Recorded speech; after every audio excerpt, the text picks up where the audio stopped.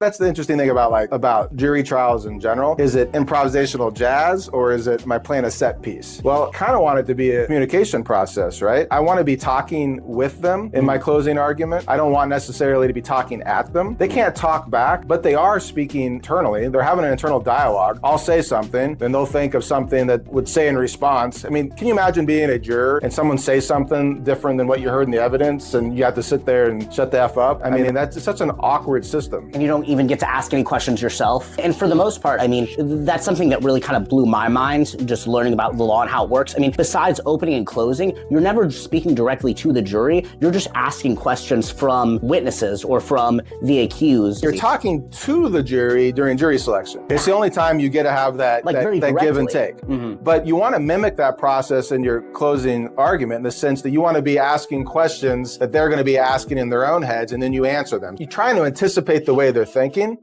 right? Because just like layering memes and, giving more and more information, we're layering a meme environment too, right? Yeah. Because you plant like this seed in voir dire, you're seeking the truth, you're trying to find out what they're thinking and why they think, but you're also trying to program their minds to think a certain way about how they process information coming from the government in a criminal case, or you're saying words and phrases to plant ideas so they'll filter information a certain way, right? And so you're kind of doing some pro-liberty propaganda as a defense lawyer. You're trying to tell a story in a way they don't know that they're being told a story where they're the main character, right? They think they're going to be getting told a story about some dude who's been accused of a crime.